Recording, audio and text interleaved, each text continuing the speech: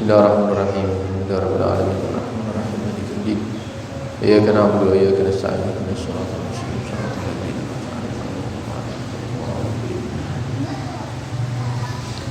Assalamualaikum warahmatullahi wabarakatuh. Bismillah walhamdulillah wassalatu wassalamu ala Rasulillah Sayyidina wa maulana Muhammad ibn Abdullah wa ala alihi wa sahbihi wa man wala. Wa la hawla wa la quwwata illa billah. Amma ba'd. Alhamdulillah, puji syukur kehadirat Allah Subhanahu wa taala, yang mana pada malam hari ini kita semua dikumpulkan dalam majelis ilmu yang mudah-mudahan menjadi penyebab kita dimudahkan oleh Allah Subhanahu wa taala menuju surganya. Amin ya rabbal alamin. Hadirin hadirat rahimakumullah. Manusia di atas dunia ini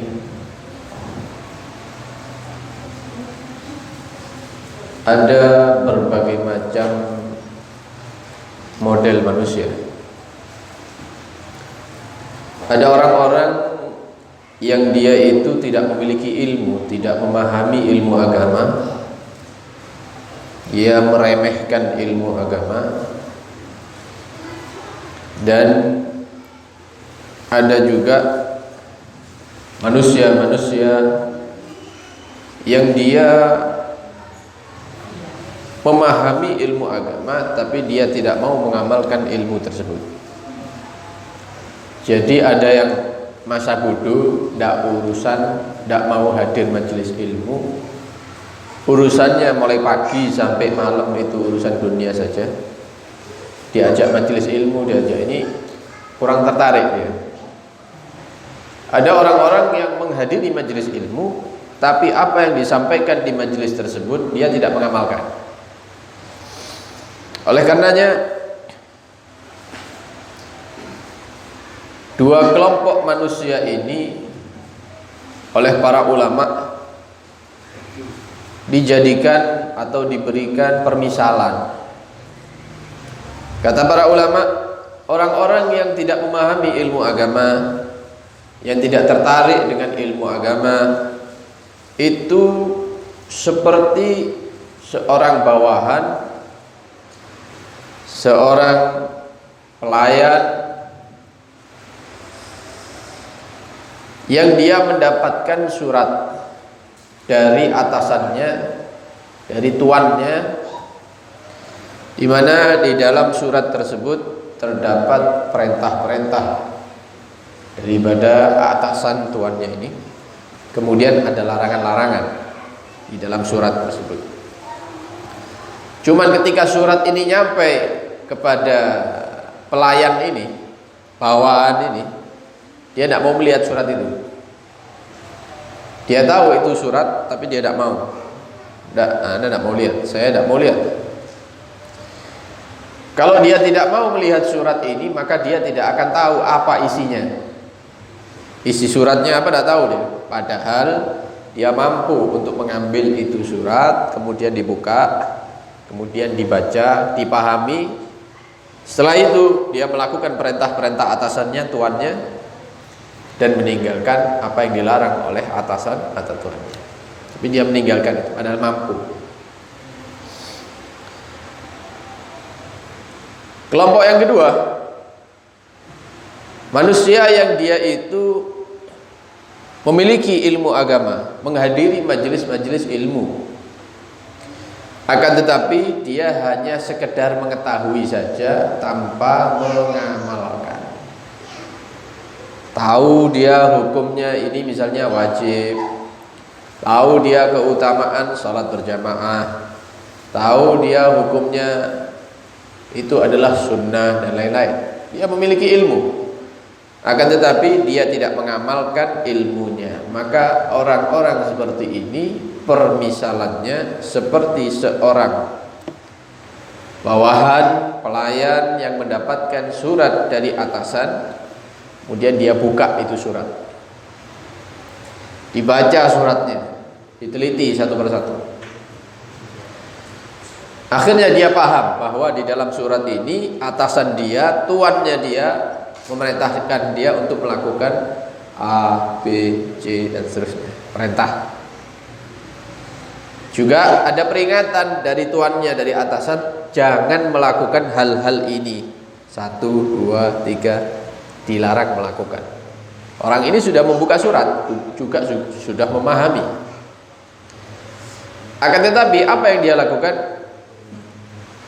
Yang dia lakukan, yang diperintahkan oleh tuannya, dia tidak mengerjakan. Larangan-larangan yang seharusnya ditinggalkan, dia lakukan. Berseberangan sama isi surat berarti. Dia harus begini, tidak dilakukan.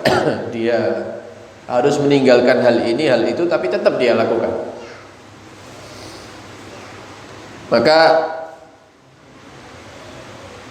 perhatikan dua model atau kelompok manusia ini. Ada yang tidak memiliki ilmu, ada yang memiliki ilmu tapi tidak mengamalkan ilmu. Apakah ada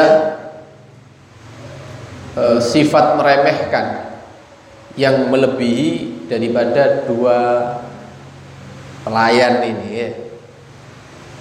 Dua bawahan ini, ada tidak yang lebih kurang ajar dari keduanya ini? Padahal yang lainnya menjalankan perintah-perintah, nurut, larangan-larangan dijauhi. Dua orang ini tidak nurut, yang satu tidak mau lihat, yang satu sudah melihat tapi tidak mau mengamalkan isinya. Ini orang yang meremehkan atasan atau meremehkan tuannya dia. Kira-kira kalau tuannya datang, ya, atasannya dia datang, kemudian mengetahui dua orang ini melakukan kesalahan, kira-kira alasan mereka diterima atau tidak? Ya tidak mungkin diterima alasan mereka. Kenapa ente tidak buka surat Ana misalnya? Kenapa ente sudah buka tapi tidak mengamalkan? Kenapa? Buktinya yang lainnya bisa melaksanakan, bisa meninggalkan. Kenapa kalian berdua ini kok tidak melakukan itu? Alasan-alasan tidak diterima ketika itu. Apakah ada orang-orang yang lebih berhak menerima siksaan, hukuman melebihi dua pelayan ini? Tidak ada. Yang lainnya menjalankan. Tinggal dua ini aja yang kurang ajar, yang tidak nurut sama atasannya. Ya, yang berhak menerima hukuman ya dua orang ini. Paling berhak mendapatkan hukuman dari atasan, dari tuannya, ya dua model manusia seperti ini. Kenapa? Karena mereka berani terhadap atasannya, karena mereka tidak menghormati daripada tuannya. Begitu juga kita ini di atas hidup, di atas dunia. Di antara manusia yang hidup sekarang ini, itu manusia itu terbagi. Ada yang tidak mau belajar ilmu agama sama sekali, sudah gelem wis dijak ngaji itu tidak mau. Diajak pengajian, diumumkan pengajian, padahal sebelahnya tempat pengajian, tidak mau dia. Tidak wis. Kalau berangkat tidak usah ngajak-ngajak. Ini model manusia yang pertama. Tidak mau buka surat dia, tidak mau. Melihat aja tidak mau.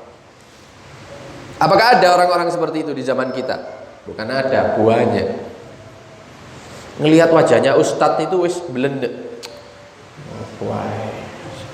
Ngelihat wajahnya kiai dari jauh itu dia sudah koyok delok teroris gitu. Ya, delok iki sing ngajari perang-perang gitu.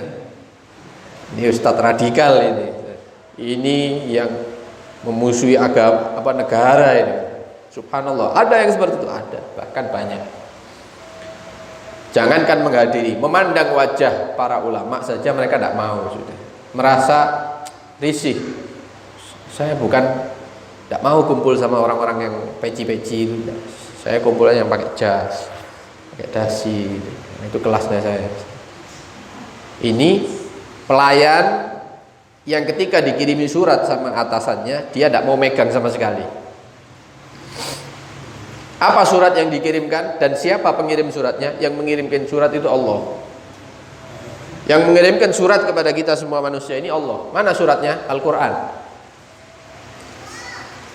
Dikasih Al-Quran, dijelaskan di majelis-majelis ayat Al-Quran dan yang lainnya, dia tidak mau mendengarkan, tidak mau pengen hadir sama sekali. Ada manusia-manusia yang ya, hadir, tahu, mengetahui ilmu, tapi kehidupannya tidak sesuai dengan apa yang dia pelajari di dalam majelis ilmu, tidak mencerminkan sama sekali. Padahal hadir majelis dia, hadir majelis mingguan misalnya, atau 2 minggu sekali hadir. Tapi kalau kita memandang kepada keseharian orang tersebut, tidak ada perubahan ya. Sing nyolong ya tetap nyolong, yang ngambil hartanya orang dengan cara zalim ya tetap seperti itu, yang ngambil uangnya rakyat tetap seperti itu, walaupun hadir majelisnya. Yang menyakiti hatinya orang tua ya tetap menyakiti hati orang tua. Yang ganggu daripada tetangganya dengan ucapan atau perilakunya ya tetap seperti itu, tidak ada perubahan. Padahal dia mempelajari ilmu agama tapi tidak mengamalkan.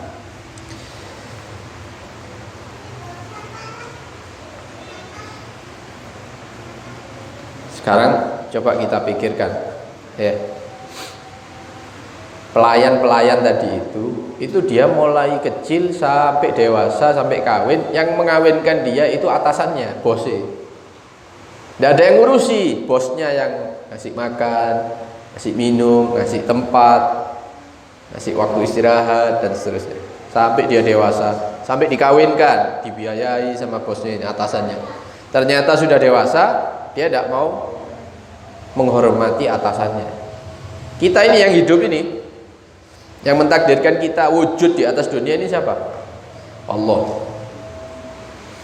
Yang mentakdirkan kita ada di perut ibu, Allah. Ketika di perut ibu kita mendapatkan makanan, siapa yang mengatur? Allah. Yang melahirkan kita dengan selamat itu takdir Allah. Yang membuat hati abah kita, ayah kita, ibu kita menjadi cinta kepada kita, berkorban keseluruhan untuk kita, itu rasa cintanya dari mana? Dari Allah. Kita dibesarkan oleh Allah dan seterusnya. Yang memberikan rezeki Allah, yang memberi pakaian kita Allah, yang memberi kesehatan Allah, yang memberi umur Allah, semuanya Allah. Yang ngurusi kita ini Allah semuanya. Kemudian Allah mengingatkan kita, ini loh peraturannya hidup di atas dunia, Al-Quran. Kamu pelajari, kamu kan sudah tak besarkan, kamu kan sudah tak urusi, kamu kan sudah tak kasih rezeki, keluarga kamu kan tak buat cinta sama kamu, dan seterusnya. Ternyata dia tidak mau melihat Al-Quran, tidak mau mengikuti ajaran Al-Quran. Atau dia tahu ilmunya tapi tetap tidak melakukan perintah Allah, tidak meninggalkan larangan Allah, tetap melakukan maksiat. Allah melarang untuk kita ini memandang sesuatu yang diharamkan, ya tetap sampai hari ini melihat yang diharamkan. Allah melarang kita misalnya menyentuh perempuan yang bukan muhrim kita, ya tetap kita sentuhan dengan perempuan yang bukan muhrim kita. Loh, berarti kita ini pelayan-pelayan, hamba-hamba yang sudah dikasih nikmat sama tuannya, tapi tidak mau menghormati tuannya, malah kurang ajar sama tuannya. Maka tidak ada manusia yang paling berani, paling tidak tahu diri melebihi model-model yang seperti ini nih. Tidak ada manusia yang berhak menerima siksa dari Allah, baik di alam kubur atau nanti di neraka Allah, melebihi model-model manusia seperti ini. Karena itu berhati-hatilah dari menjadi 2 model manusia yang telah disebutkan. Orang yang tidak mau mengetahui ilmu sama sekali, orang jahil yang tidak mau belajar sama sekali, tidak mau tahu sama ilmu agama. Yang kedua, orang yang menghadiri majelis ilmu tapi tidak mengamalkan ilmu. 2 orang ini adalah orang-orang yang jatuh ke dalam kehancuran nantinya. Orang-orang seperti ini, mereka lah orang yang akan rugi di dunia dan rugi di akhirat. Ya, rugi dunia, rugi akhirat. Sehingga Allah Subhanahu wa taala menyatakan dzalika wal khusranul mubin. Kerugian yang nyata yaitu orang-orang tersebut ini yang tidak ngerti ilmu agama sampai mati, dia akan rugi dunia sampai akhirat. Dan orang-orang yang mengerti ilmu agama tapi tidak mengamalkan ilmunya sampai dia mati, inilah orang yang rugi dunia akhirat. Kerugian yang sebenarnya yaitu kebodohan. Kerugian yang sebenarnya yaitu ketika kita memiliki ilmu tapi tidak kita amalkan ilmu tersebut. Jadi rugi itu bukan ketika perdagangan kita itu tertipu, bukan. Rugi itu bukan kita kulak barang kemudian dijual dengan harga di bawah harga kulaknya, itu rugi, bukan. Rugi itu bukan ketika toko kita terbakar atau terkena banjir, bukan. Rugi itu bukan ketika kita dipecat dari pekerjaan atau dikeluarkan dari perusahaan, bukan. Itu bukan rugi yang jelas atau yang sesungguhnya.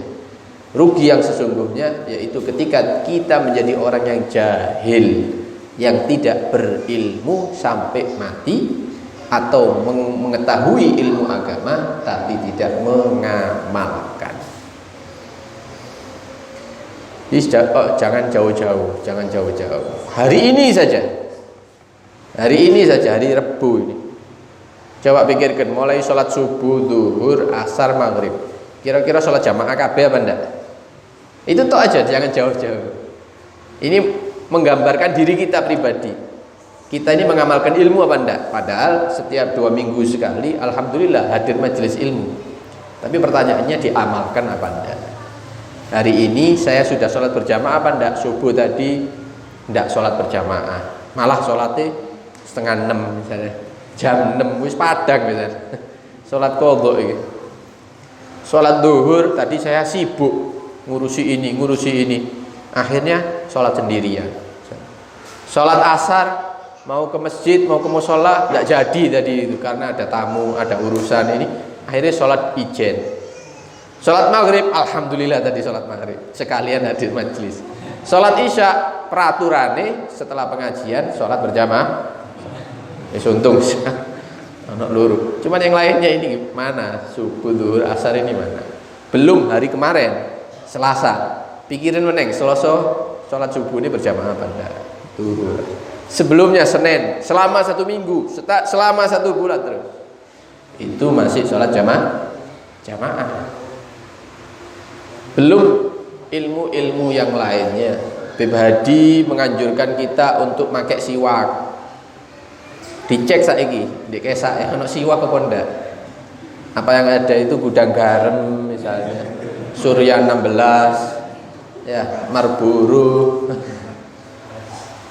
Mosok pengajian di kongkon rokokan kan ndak pernah menganjurkan gitu. Sampeyan kabeh rokokan rokokono, tapi siwaknya tetap dibawa. Wayahe salat pengajian siwakan. Ya. Kemudian salat-salat sunnah yang lain, bacaan Al-Quran. Apakah hari ini kita sudah baca Al-Quran walaupun sedikit? Tidak tahu, Bib, mau Quran, Bib. Mau Quran itu pas ada tahlilan itu loh. Ya, itu pun datangnya telat. Yasin wis kapentek baru lunggu. Mari ngono mangan rawon. Selebihnya tidak ada bacaan Al-Quran.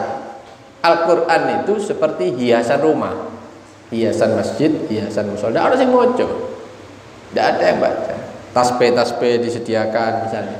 Buat apa? Zikir. Tapi tidak ada sing zikir. Mari salam, moco-moco dilu apa? Taruh betul. Kayak tidak kerasan gitu di musola, tidak kerasan di masjid. Padahal katanya orang yang ketika sholat dia berzikir, maka para malaikat berlomba-lomba untuk menulis kebaikannya dia selama dia tetap dalam posisi duduknya. Tapi tidak ada yang mengamalkan. Ya. Sehingga dikatakan orang sekarang ini mereka itu sumpek kalau terlalu lama baca Al-Quran, Yang kedua, sumpek kalau terlalu lama duduk di masjid atau musola. Ini sifatnya orang sekarang. Maca Quran dilu ae, sik kae sak lembar wis kedip-kedip ya kelangopan. Wis ngantuk. Durung sak lembar. Di masjid, di musola, coba miring kanan, miring kiri. Ana pakune ta. Tapi lek delok final Liga Champion, ini terus. Ndak kedip lah itu. 2 jam. Subhanallah. Orang-orang zaman sekarang ini mereka sumpek membaca Al-Quran, mereka sumpek duduk berlama-lama di masjid. Padahal orang-orang dulu itu obat sumpeknya baca Quran. Sumpek-sumpek, buka Quran, baca. Moro-moro plong hati ini. Tenang, aman. Oh iya.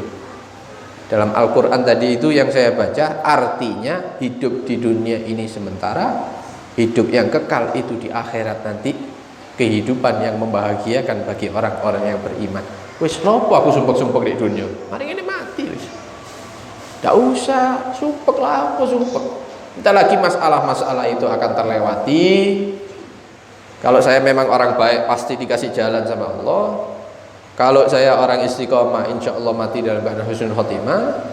Kemudian kehidupan saya akan lebih baik nanti di alam kubur, lebih baik nanti di akhirat gitu. Loh, obatnya mereka adalah Al-Quran. Nek wong saiki maca Quran tambah sumpek. Maca Quran tambah sumpek. Tapi lek maca lainnya, delok WhatsApp, ya ngecek media sosial, wah berjam-jam. Wah, terus utangane ngene. Ya, kadang-kadang casnya ambek mancep, nyambung sik digawe ae. Ada wis entek kari 2%. Sik dicekel ae HP. Coba posisi HP itu digantikan dengan Al-Quran, seberapa banyak pahala yang akan kita dapatkan nanti di akhirat. Karena itu kita mohon kepada Allah Subhanahu wa taala, mudah-mudahan Allah membuka hati kita. Mudah-mudahan Allah memberikan kekuatan kepada kita. Mudah-mudahan Allah Subhanahu wa taala memberikan petunjuk kepada kita untuk bisa mengamalkan ilmu-ilmu yang kita pelajari di majelis-majelis seperti ini, sehingga kita tidak termasuk orang-orang yang celaka tadi itu. Kita tidak dimasukkan dalam golongan orang-orang yang rugi dunia, rugi akhirat, akan tetapi kita masuk dalam golongan orang-orang yang sukses, senang di dunia, senang di akhirat. Amin ya rabbal alamin. Wa sallallahu ala sayyidina Muhammad wa ala alihi wa sahbihi wa sallam. Walhamdulillahi rabbil alamin.